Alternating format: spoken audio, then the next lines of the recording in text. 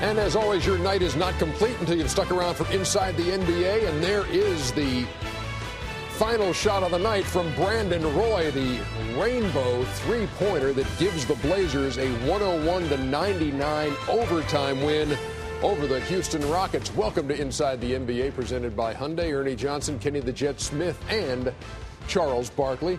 Some dramatic shots down there in the last 1.9 of that game. One that Roy hit, and then Yao Ming comes back, three-point play. Roy comes back again. So you can't ask for much more of a thrilling finish, Charles. You can ask for better defense, because if you look at that last play, we were talking about it in the back. Well, I'll ask you the question. We have a difference, but we have a similarity. So the difference is in more ways than one. Yeah. The question I asked him, I said, why is Yao Ming on the ball? And then he answered. I said, that is so stupid, because the only reason you would have a guy on the ball is because they could throw it back to him. Yao Ming should have been somewhere in the top of the key and making that area more congested. Because that guy, if somebody say, these guys aren't affected by guys jumping up and down no matter how tall they are when the ball is out of bounds.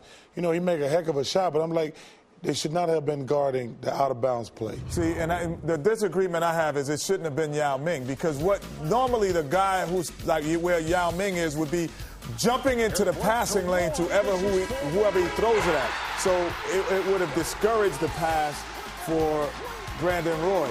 So that guy out of bounds, Yao Ming, it usually would be under the basket if there's 0.5. So he's up there, so they don't throw a lob pass. But then you put one of your quicker defenders on the ball, because as he's passing the ball, you jump into the passing lane where he's going, and then you create the double team automatically, which surprised me that Yao Ming, I know he can't do that. So why is he on the ball and they're not throwing a lob pass? Yeah, and that was just, to me, they made a mistake guarding the ball. I still think you should put a little guy. You have two guys guarding Brandon Roy, and one to take him outside, and if he comes back, have another guy there waiting on him.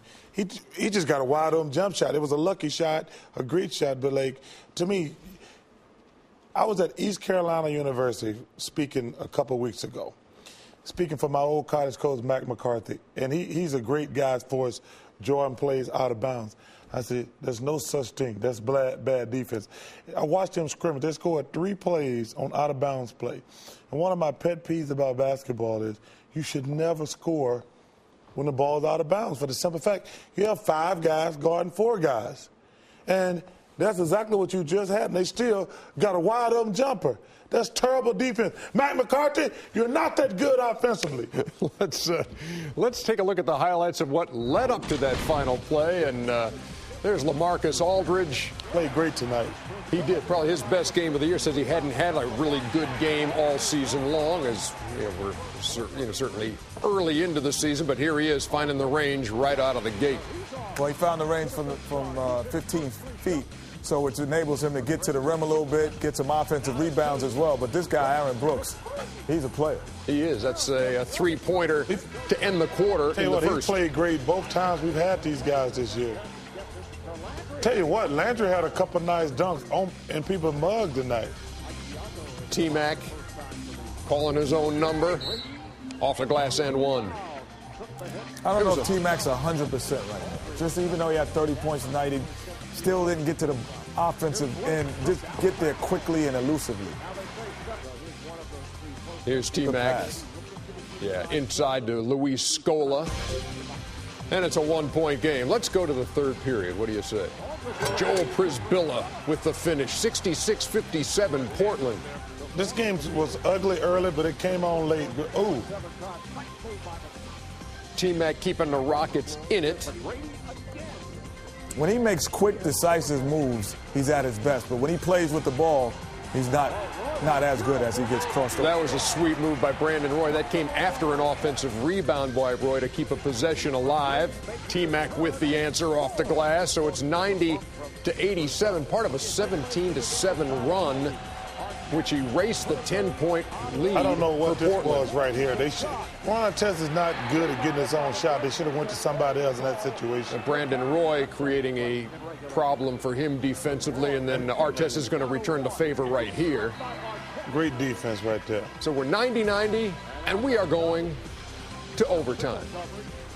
That was the only tie of regulation, by the way, 90-90.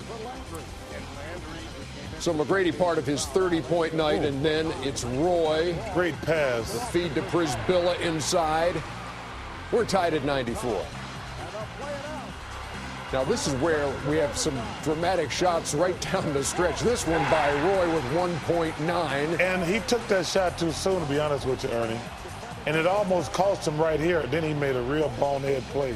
Yeah, he gets Yao Ming with the hack, and Yao gets the jumper to fall and has a chance to give him the lead at the line, and does. So it's 99-98.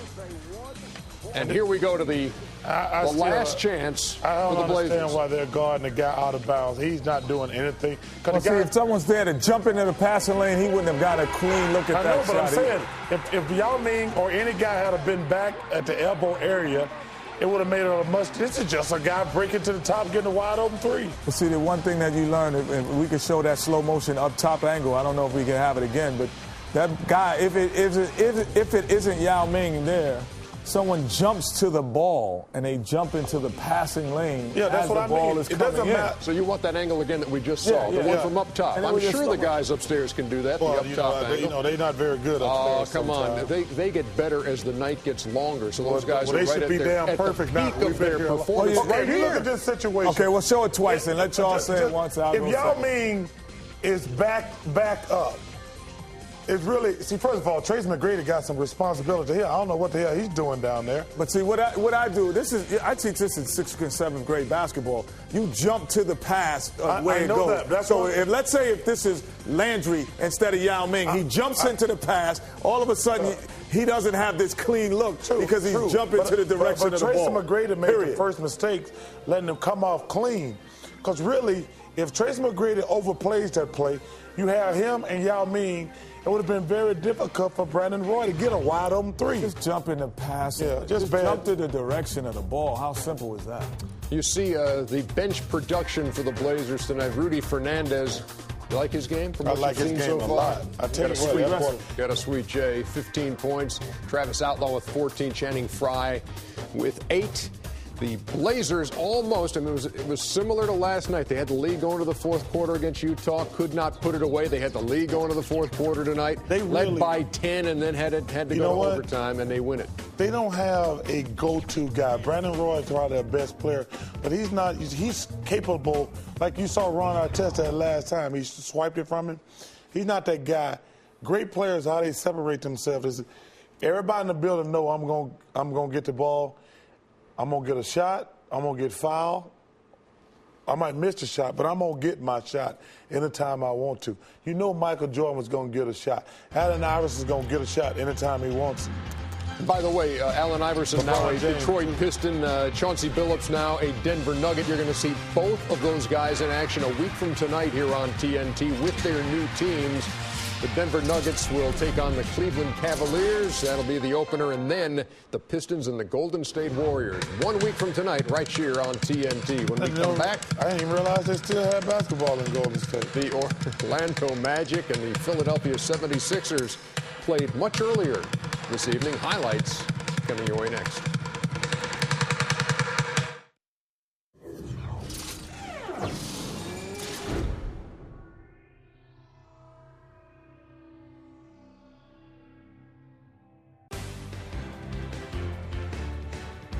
Inside the NBA, brought to you by the new Hyundai Genesis. The barrier to luxury has been officially kicked in. Hey, we encourage you to check out TNT Overtime. Never know what you're going to find there. Input from our announcers, features, and that kind of thing. And tomorrow, if you check it out, you can hear from Kenny and Charles on what they were doing on election night and watching Barack Obama become the president-elect, and some thoughts on just that momentous event. I think we were great, too. Just hype it up, me and Kenny. No, you guys were. I mean, you suck as usual, but me and Kenny were great as usual. Yeah, you're very kind. Anyway, check that out on NBA.com, or don't. Meantime, the Philadelphia 76ers and the Orlando Magic tonight. Oh. Michael Petrus on the pass from Dwight Howard. Dwight Howard had his streak of 4 straight double-doubles snapped tonight and was in a lot of foul trouble. Jameer